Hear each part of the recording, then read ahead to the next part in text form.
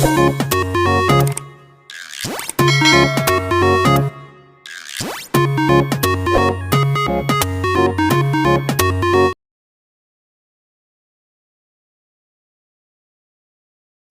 चुके थे, जितना मुझे याद है कर चुके थे। एक्सरसाइज नंबर 3.1 कौन सा चैप्टर पढ़ रहे हैं हम, बताइए जरा, नाम बोलिए चैप्टर का। मैं रोज पूछती हूँ, इसका मकसद यही है कि आपको पता होना चाहिए कि आप क्या पढ़ रहे हैं। Pair of linear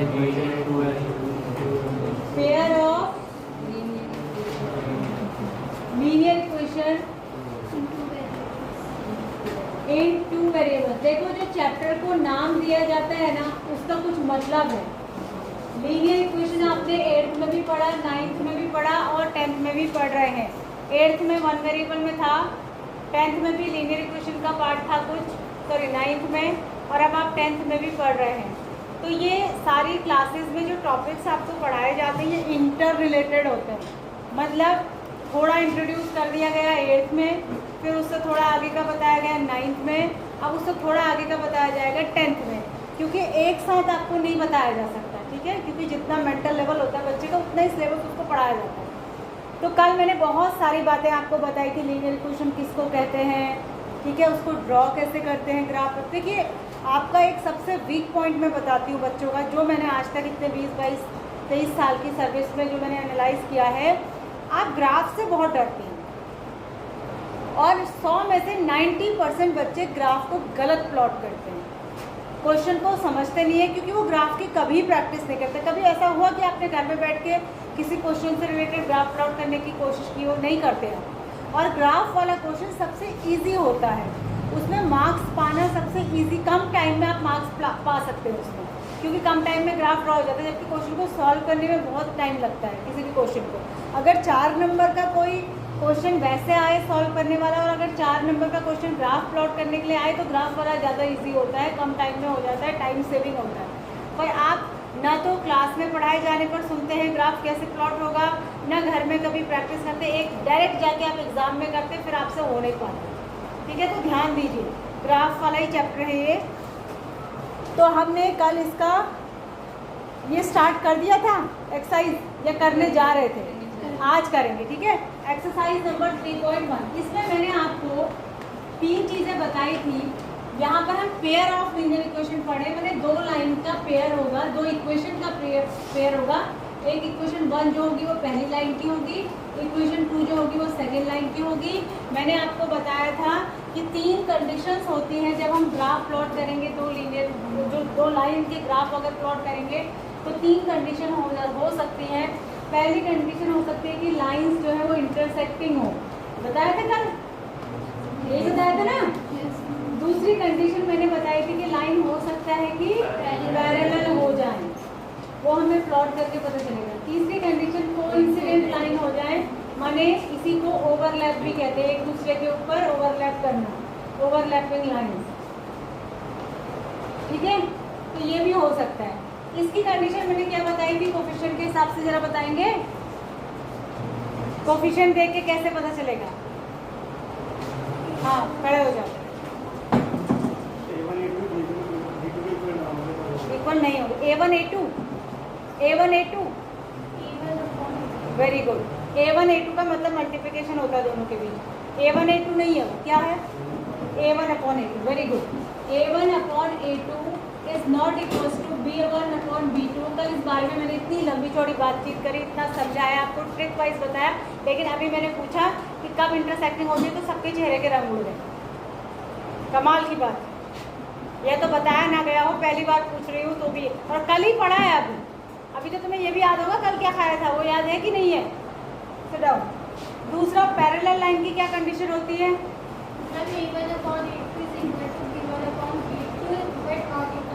very good. A1 upon A2 is equal to B1 upon B2, but it is not equal to C1 upon C2। ये ऐसा हो तो पैरेलल होती है। तीसरी, कोइंसिडेंट लाइन की क्या कंडीशन होती है? अब तीसरी तो सभी को आ जाएगी, 2 निकल गई तो तीसरी आप बता ही पाएंगे। कल बताइए कोई, तुम बताओ लास्ट। हाँ, थर्ड कंडीशन, नीचे नहीं देखो, इधर देखो, कुछ नहीं पता, तुम बताओ। हाँ, बोल के बताओ, सारी इक्वल क्या? हाथी घोड़ा गधा? हाँ, C1/C2। ठीक है, बैठ जाओ। ठीक है, जब सारे कोफिशिएंट का रेशो एक दूसरे के बराबर होता है तो लाइंस ओवरलैपिंग होती है। ठीक है, 100 में से 100% नहीं भी याद रहे, 50% तो याद रहना चाहिए। कुछ तो रिवाइज करिए बेटा घर जाके। ये मुझे थोड़ी ना पढ़ना है, मैंने पढ़ लिया, ये तुम्हें पढ़ना है और टेंशन तुम्हें होना चाहिए। तुम्हें अपनी स्टडीज़ का टेंशन तुम्हें लेना है, सामने वाले पे कुछ फ़र्क नहीं पड़ता है। मैं तो पढ़ाते हुए निकल जाऊंगी, अभी तो इतनी स्लो स्पीड से पढ़ा रहे हैं तुम्हारे हिसाब से। मैं चाहूँ तो ये बुक ख़त्म हो जाएगी एक ही महीने में ही। है ही क्या इस किताब में? जब मुझे लगेगा बच्चे ध्यान नहीं दे रहे तो फिर मैं अपने स्टाइल से पढ़ाऊँगी। तुम ये चाहते हो कि मैं जैसे पढ़ा रही हूँ वैसे पढ़ाऊँ, या तुम ये चाहते हो कि जैसे तुम पढ़ना चाह रहे हो मैं वैसे पढ़ाऊँ? तुम्हारे ऊपर है दोनों। अगर मुझे नहीं लगेगा कि बच्चे का रिस्पांस नहीं आ रहा, आप नहीं पढ़े, तो फिर मैं खाली सिलेबस खत्म करने वाली बात करूँगी, याद रखिएगा। पहला क्वेश्चन है, form the pair of linear equation in the following problem and find their solution graphically. ध्यान दीजिए, या तो लीनियर इक्वेशन बनी बनाई दी होती हैं और आपसे कहा जाता है कि ग्राफ प्लॉट करिए। कल आप सब लोग ग्राफ कॉपी लेकर आएंगे, बड़े साइज 10-15 रुपए की आ जाती है, छोटी वाली नहीं लेंगे, बड़ी वाली कल यहाँ लेके आएंगे। प्लस साथ में ग्राफ ड्रॉ करने के लिए सारा सामान, पेंसिल, रबर, इरेजर, जो भी होता है वो सारा। ठीक है, हम प्रैक्टिकली इसको यहीं पे प्लॉट करके देखेंगे। तो ये कह रहा है, हाँ मैं ये बताती थी कि कभी कभी इक्वेशंस दी नहीं रहती हैं, आपको पहले इक्वेशन भी खुद बनानी होती है, यानी कोई ना कोई वर्ड प्रॉब्लम दी रहती है, उसकी आपने इक्वेशन बनानी होती है और उसके बाद उसका ग्राफ प्लॉट करना है। वर्ड प्रॉब्लम से इक्वेशन बनाना क्या आपने किसी क्लास के किसी चैप्टर में सीखा था? वर्ड प्रॉब्लम दी है और उसको इक्वेशन में बना दिया, किसी क्लास में किया था ऐसा? हाँ बताइए। हाँ, 9th में किया था और 8th में किया था। 8th में आपका सेकंड चैप्टर था जिसमें 6 एक्सरसाइज थी, बहुत लंबा चैप्टर था, याद है आपको? अब बुक चेंज हो जाएगी, अब पुरानी बुक की बात करें, लास्ट में भी चेंज हो गई। तो ये कह रहा है 10 student of class 10 took part in the mathematics quiz if the number of girls is 4 more than the number of boys। ठीक है, ठीक है, तो बताइए कि find the number of boys and girls who took part in the quiz. आप ध्यान देंगे, मेरी आप इस क्वेश्चन को समझ लीजिए। एक मैथमेटिक्स का क्विज हुआ, सिचुएशन को अपने दिमाग में एनालाइज करिए। एक मैथमेटिक्स का क्विज हुआ, क्विज में कुछ बच्चों ने पार्टिसिपेट किया क्लास 10th के। अगर if the number of girls, जो गर्ल्स का नंबर है, is 4 more than the number of boys, वो बॉयज़ के नंबर से, मतलब जितने बॉयज़ ने पार्टिसिपेट किया उससे 4 ज़्यादा है, तो गर्ल्स और बॉयज़ बताइए कितने कितने हैं जिन्होंने क्विज में पार्टिसिपेट किया। ठीक है, इसको आपने ग्राफ प्लॉट करना है, इक्वेशन बनानी है और ग्राफ प्लॉट करना है। क्या करना है? ग्राफ प्लॉट करना है। ठीक है, तो कैसे करेंगे देखो, ध्यान से सुनिए। यहाँ पर हम क्या पढ़ रहे हैं? Linear equation in 2 variable. यह हमें 2 वेरिएबल में बनानी। अगर इसको एक ही वेरिएबल में बनाना होता पुराने हिसाब से, तो हमें क्या दिया है कि जो गर्ल्स का नंबर है ना, वो बॉयज़ के नंबर से, जितने बॉयज़ ने पार्टिसिपेट किया 4 मोर है, 4 ज़्यादा है, यही तो है। तो 4 प्लस किस में करेंगे? बॉयज़ के नंबर, जितने बॉयज़ ने पार्टिसिपेट किया उससे 4 ज़्यादा गर्ल्स ने पार्टिसिपेट किया। तो कहाँ पे ऐड करना है ये पता होना चाहिए। कई बच्चे गर्ल्स में ऐड कर देते ना, कहाँ ऐड करना है? बॉयज़ के नंबर। अब इसको अगर एक वेरिएबल में बनाना होता तो रिलेशन हमें किसके रिस्पेक्ट में दिया है? बॉयज़ के। तो हम ये सपोज करते कि लेट जो बॉयज़ जिन्होंने पार्टिसिपेट किया वो x है। अगर मैं आपको दोनों कंडीशन बता रही हूँ, ध्यान से सुनिए। अगर लड़के x हैं तो जो गर्ल्स होंगी वो क्या हो जाएंगे? x + 4, यही तो होंगी। ठीक है ना, समझ में आया आपको?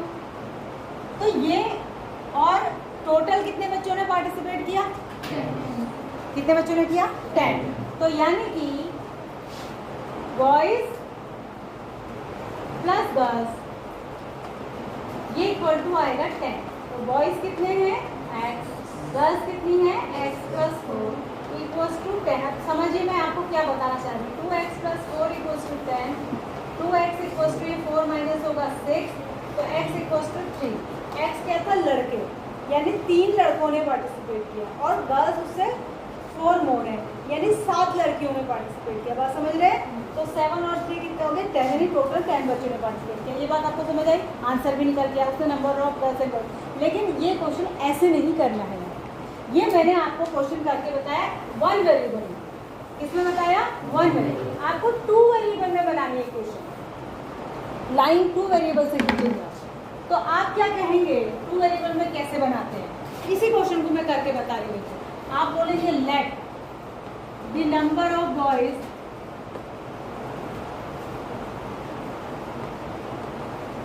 Is equals to x and the number of girls, यहाँ पर एक और भी आएगा, and according to the condition, ATQ लिख देंगे, according to the condition number, sorry अभी तो लेट ही लिखेंगे आप, and let the number of girls equals to 1। पहले दोनों को अलग अलग वेरिएबल सपोज कर देंगे, फिर हम लिखेंगे अकॉर्डिंग टू द कंडीशन या according to the first condition या according to the question ATQ। ठीक है? क्या है कि जो गर्ल्स का नंबर है यानी जो y है, वो जो बॉयज़ का नंबर है यानी जो x है उससे 4 ज़्यादा है, यही है ना? तो x को इधर ले आएंगे तो ये हो जाएगा y minus x equals to 4। ये बनी क्वेश्चन नंबर 1। बस समझ आ गई? क्वेश्चन 1 बन गई। क्या कहा आपने कि गर्ल्स का जो नंबर है वो बॉयज़ के नंबर से 4 मोर है। समझ में आ गई? अब देखो सेम ही क्वेश्चन को मैं आपको दोनों तरीके से करके बता रही हूँ। पहले 1 वेरिएबल से हमने आंसर निकाल लिया और 2 वेरिएबल में बताया। 2 वेरिएबल में दोनों को अलग अलग वेरिएबल सपोज करते हैं, एक को x कर लिया, एक को y कर लिया, फिर रिलेशन इसमें लगा दिया कि जो y है वो x से 4 मोर है, वेरिएबल को एक साइड ले आए, नंबर को एक साइड रखा और इक्वेशन नंबर 1 बन गई। अब क्या होता है, अगर हम 2 वेरिएबल लेते हैं तो एक इक्वेशन से आंसर नहीं निकलता। अब मैं चाहूँ कि मैं इसी इक्वेशन से y और x की वैल्यू निकाल दूँ तो नहीं निकलेगी। एक और कंडीशन इसमें दी होती है जिससे कि दूसरी इक्वेशन भी बनती है, वो दूसरी कंडीशन भी हमें क्वेश्चन में ढूंढनी पड़ती है। दूसरी कंडीशन ये है कि टोटल बच्चे 10 हैं जिन्होंने पार्टिसिपेट किया। टोटल बच्चे कितने हैं? 10। तो यानी कि x प्लस वाई या y प्लस एक्स कह दो, एक ही बात है, प्लस में किसी को भी कह दो, तो ये 10 है। ये हो गई क्वेश्चन नंबर 2। क्योंकि 2 वेरिएबल का आंसर निकालना है, 2 वेरिएबल की वैल्यू निकालनी है, तो इक्वेशन भी कितनी होनी चाहिए? 2 होनी चाहिए। अब हम इनको सॉल्व कर लेंगे और x और y की वैल्यू निकालेंगे। ठीक है? इनको सॉल्व करने का तरीका क्या होता है, ध्यान दीजिए। जब दोनों इक्वेशन में एक वेरिएबल नेगेटिव और एक पॉजिटिव हो तो इक्वेशन को ऐड करते हैं। इक्वेशन को क्या करते हैं? ऐड करते हैं, क्योंकि ऐड करने में कोई भी साइन चेंज नहीं होता। ऐड करने में साइन चेंज नहीं होता। तो जब दोनों को ऐड करेंगे तो पॉजिटिव और नेगेटिव वाला कैंसिल हो जाएगा, यानी हम करेंगे इक्वेशन 1 प्लस 2 ऐड करूँगी तो ये कट जाएगा और ये दोनों ऐड होकर क्या हो जाएगा? 2y इक्वल्स टू कितना हो जाएगा? 14।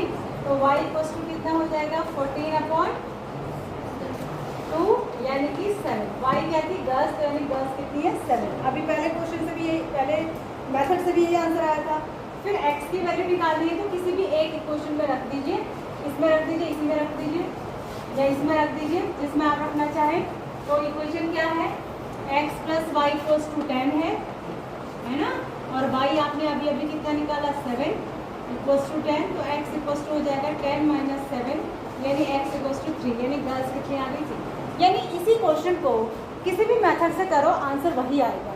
अगर आप अभी क्लास 8 में स्टडी कर रहे होते तो इसको मैं पहले वाले मेथड से आपको बताती, क्योंकि वहाँ पर आपकी चैप्टर का नाम है लीनियर इक्वेशन इन 1 वेरिएबल, और वहाँ भी इसी तरीके के क्वेश्चन है जिसमें वर्ड प्रॉब्लम्स को आपको किसमें चेंज करना था? वेरिएबल। अब हटा दिया है, अब उसमें एक ही 2 एक्सरसाइज रह गई है जिसमें वर्ड प्रॉब्लम नहीं है, पहले थी। ठीक है? और अगर 10th में मैं पढ़ाती तो इस मेथड से पढ़ाती जिससे मैंने आपको अब बताया। बात समझ आ गई आपको? आ गई। अब आपको करना क्या है? देखो मेरे पास 2 इक्वेशन बनी है, आंसर भी मैंने आपको निकाल के बता दिया, पर आपको ये नहीं करना है, आपको इसका ग्राफ प्लॉट करना है। क्या करना है? इसका ग्राफ प्लॉट करना है। ग्राफ ही कह रहा है ना, ये क्या दिखा है? देखो फाइंड देयर सॉल्यूशन ग्राफिकली लिखा है, इनका सॉल्यूशन ग्राफिकली निकालोगे। ग्राफ में निकालो, ग्राफ में आना चाहिए x का आंसर, एक का 7 और एक का, ठीक है। तो हमारी दो इक्वेशन क्या बनी, एक बनी y minus x equals to 4 और एक बनी y प्लस एक्स। y को पहले लिख देती हूँ ताकि दिखने में थोड़ा सा ठीक लगे। ये हो गई पहली इक्वेशन, ये हो गई दूसरी इक्वेशन। एक ही क्वेश्चन आज सीखेंगे लेकिन ढंग से। आपको इसका ग्राफ बनाना है, ठीक है। अब ग्राफ बनाने के लिए हर इक्वेशन के दो दो सॉल्यूशन चाहिए। ग्राफ बनाना मतलब इस लाइन को खींचना है, ये लाइन की इक्वेशन तो है, तो लाइन को आपने ड्रॉ करना है यहाँ पे ग्राफ में। तो ड्रॉ करने के लिए इसके दो सॉल्यूशन चाहिए होंगे, यानी x और y की दो दो वैल्यू चाहिए होंगी। पहले मैं फर्स्ट इक्वेशन के लिए निकालती हूँ। देखिए फर्स्ट इक्वेशन ये वाली, यहाँ पर हम ऐसे लिख ले, ऐसे ऐसे ही आपको कॉपी में भी करना है, ऐसे टेबल बना लीजिए, ऐसे यहाँ लिख लीजिए x, यहाँ लिख ओरल होता है। यहाँ पर x की वैल्यू 1 लगाइए, x की वैल्यू 1 लगाएंगे तो y कितना हो जाएगा बताइए।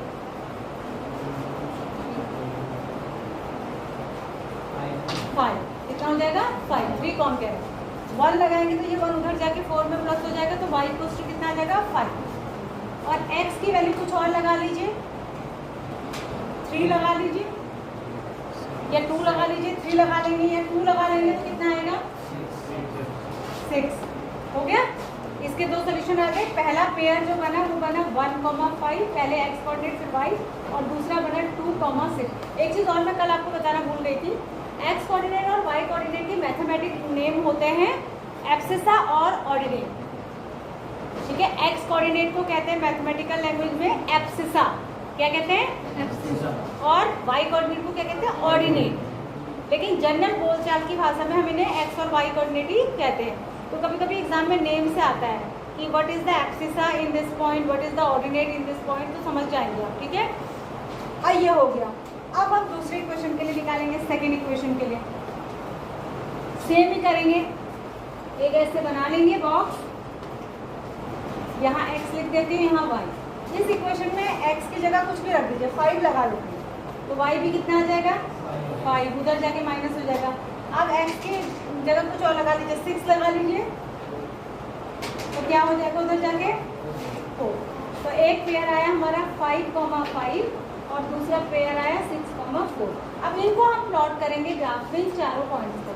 पहले 2 पॉइंट से पहली लाइन का ग्राफ बनेगा और दूसरे 2 पॉइंट से दूसरी लाइन का, ठीक है। अब मैं प्लॉट करें, देखिए यहाँ पर इतना अप्रोप्रिएट तो नहीं बन पाएगा बोर्ड में, क्योंकि लाइन सीधी नहीं खींच पाएगी और डिस्टेंस भी कम ज़्यादा हो जाएगा, ठीक है। ये होती कौन सी एक्सिस होती है, एक्स एक्सिस, और ये होती है वाई एक्सिस, यानी वाई डैश। ये पॉइंट होता है 0, 0, इसको कहते हैं ओरिजिन। अभी हमने यहाँ से शुरुआत ही नहीं करनी, इसमें जहाँ भी जाते हैं बीच से ही जाते हैं, ठीक है।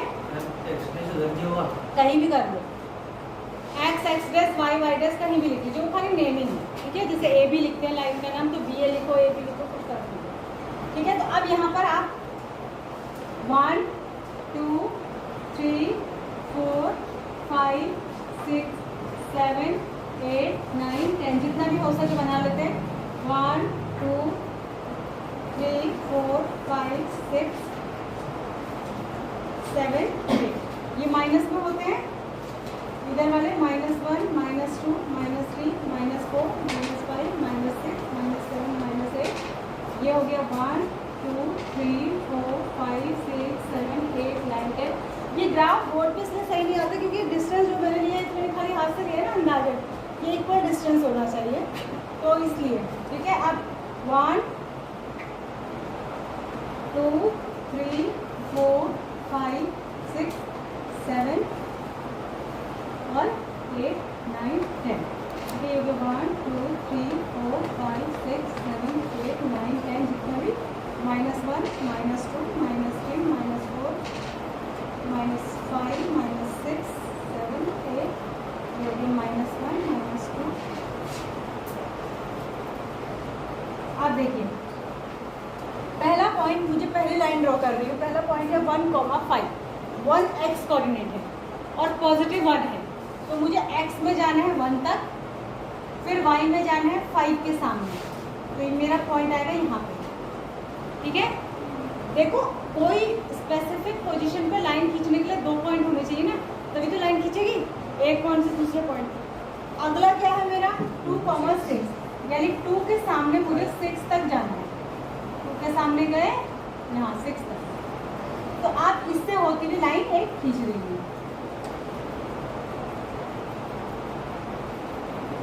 ये वाली लाइन है, कौन सी जो ऊपर इक्वेशन थी, कौन सी इक्वेशन थी ऊपर, y minus x equals to 4, इस लाइन का ग्राफ है, ठीक है। अब दूसरी लाइन है 5,5, पहला पॉइंट है 5 के सामने 5 तक जाना है, इस 5 के सामने और इस 5 के सामने, ये पॉइंट आएगा, ठीक है। और दूसरा पॉइंट क्या है 6,4, यानी 6 के सामने आपको कहाँ तक जाना है 4 तक, 6 के सामने 4 तक।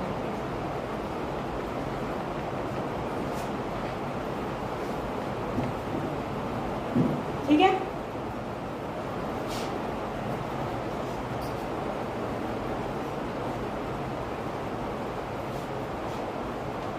सीधा भी तो नहीं करता है,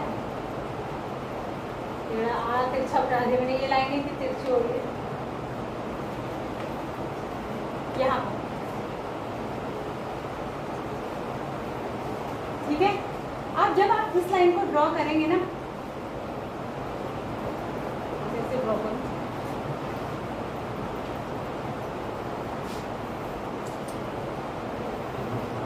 सही बन नहीं रहा ग्राफ ना। जब ये लाइन आप ड्रॉ करेंगे ना, तो जहाँ पर ये कट करेगा, देखो ये पॉइंट अपने आप ही आ जाएगा 3,7। अभी ये सही ड्रॉ नहीं हुआ है, जब आप कॉपी पे करेंगे तो जहाँ ही कट करेगा, जो इनका कॉमन सोल्यूशन है वो क्या आ जाएगा 3,7। यही आंसर आना था ना, तो आपको ग्राफिकली निकालना है ये आंसर। तो जब आप इस ग्राफ को अच्छे से कॉपी पे, ग्राफ पेपर पे तो जो बॉक्सेस होते हैं वो 1-1 सेंटीमीटर की एग्जैक्ट डिस्टेंस पे होते हैं, और बारीक पेंसिल से जब साफ सुथरा अच्छे तरीके से एक्यूरेट ग्राफ बनाओगे, तो जहाँ ये दोनों कट करेंगे आप देखेंगे वो पॉइंट 3,7 ही आएगा। जो आंसर निकल रहा था ना हमारा 7 गर्ल्स और 3 बॉयज, एक्स हमने 3 लिया था और वाई हमने 7 लिया था, तो ये पॉइंट अपने आप ही क्या आ जाएगा 3,7। यानी वो आंसर जो हम ग्राफ को जो हम इक्वेशन को सॉल्व करके निकाल रहे हैं, सेम वही आंसर हमें ग्राफ से भी मिल जाता है। क्योंकि ये जो पॉइंट है यहाँ पर ये कट करे, तो ये पहली बात तो ये कौन सी लाइन है, इंटरसेक्टिंग लाइन है। कौन सी लाइन है, इंटरसेक्टिंग। तो इंटरसेक्टिंग लाइन का एक कॉमन सोल्यूशन होता है। कॉमन सोल्यूशन क्या होता है, कॉमन सोल्यूशन। कॉमन सोल्यूशन का मतलब क्या होता है, ये पॉइंट इस लाइन की इक्वेशन को भी सेटिस्फाई कर देगा और इस लाइन की इक्वेशन को भी सेटिस्फाई करेगा। आप देख लीजिए, ये पॉइंट जो है ना, एक इक्वेशन आपकी ये है और एक इक्वेशन आपकी ये है। अब दोनों में ही आप x इक्वल टू 3 और y इक्वल टू 7 रख के देख लीजिए। यहाँ y इक्वल टू 7 और x इक्वल टू 3 रखिए, 7 माइनस 3 क्या हो गया, 4 इक्वल टू 4 आ गया, ये सेटिस्फाई हो गई। यहाँ y इक्वल टू 7 और x इक्वल टू 3 रखिए, तो ये आ गया 10 इक्वल टू 10, ये इक्वेशन भी सेटिस्फाई हो गई।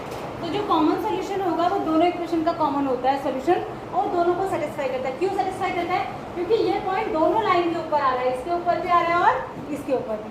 एक लाइन के ऊपर जितने पॉइंट होते हैं वो सारे उसके सोल्यूशन होते हैं और सारे उस लाइन की इक्वेशन को सेटिस्फाई करते हैं। बात समझ में आ रही है, समझ में आ गई आपको सबको। अच्छा, एक चीज़ और बता रही हूँ उसी ग्राफ से, जो इंटरसेक्टिंग लाइन्स होती हैं उनका एक कॉमन सोल्यूशन होगा, ठीक है, होगा, क्योंकि ये पॉइंट जो है एक ही पॉइंट ऐसा है जो दोनों लाइन के ऊपर है और कॉमन है।